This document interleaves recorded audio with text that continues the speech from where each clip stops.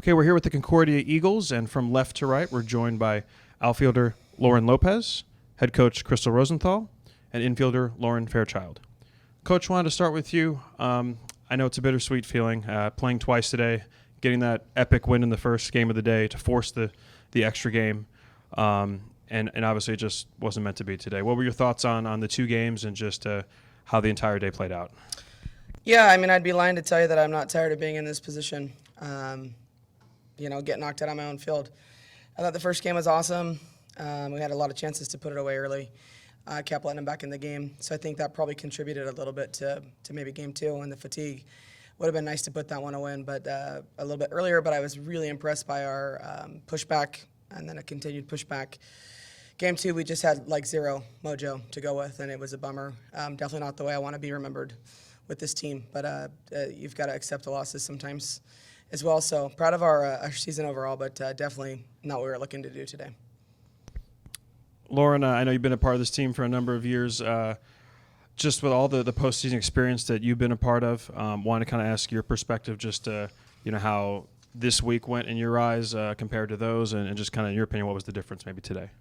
I think hosting postseason is also always something that we want to do, and this week we came out on Thursday just how we wanted to. We hit the ball way better than we've had in the past few weeks, and then came back after yesterday's loss, hitting the second game yesterday and then this morning, but just didn't finish like we wanted.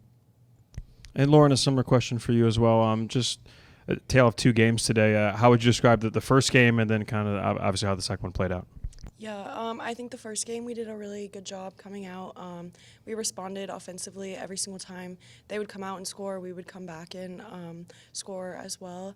And I think in the second game we just didn't do that. So I know there's a lot of emotions. You guys have had a historic season, a 36-0 start to the year, which has never happened in our program history, not just the D2 era, but ever. Coach getting her 600th career win with Coach Rose, and you guys have obviously been a big part of a number of those, over 100-plus wins during your time here. What will you remember the most about this year and this particular group? I think for me, it's been a really, really fun year to be a part of. Obviously, winning that many games in a row is really hard, and it was really cool to see all of our hard work and practices pay off. And it was really fun. It was a really fun last season, so I'm proud of our team. And Lauren, a similar question for you as well, just kind of reflecting back. I know you've had quite the legacy here as well, 3 Pac-West Conference titles, the POD championship as well. What are some of those great memories for you with your teammates? Always going to practice every day and working hard, and then going to games because you play for Concordia. Everybody wants to beat you, so having that target on your back is really motivating every day. And then this team is just super special.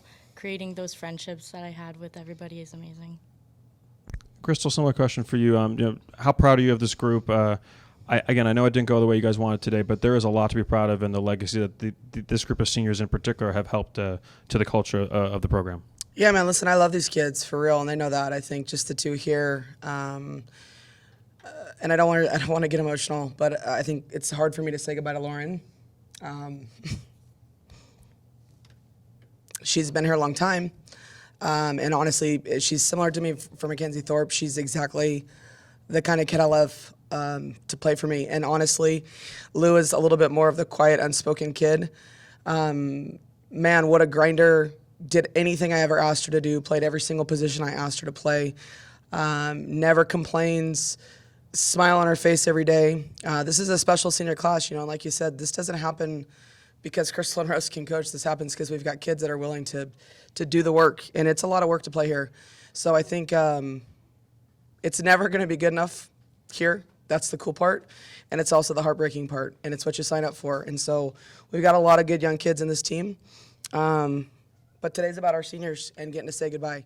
Don't have to say goodbye to her yet. She'll be back coaching next year, so one more year. This will be Dr. Lou soon, but I love my kids, and I love them when they leave. That means we can transition into friends and no more coach players. So I'm excited to see what they do. Doesn't make this any easier to swallow, but I'm proud of these kids. Just real fast for the players, how has Concordia softball helped you for your next chapter of life?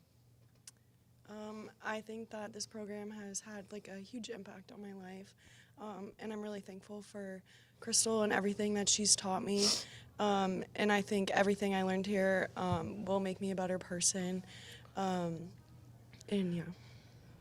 Yeah, similarly to what Lou said, just they taught me so much outside of softball, having respect and how to treat others with like kindness and like having authentic joy and supporting each other.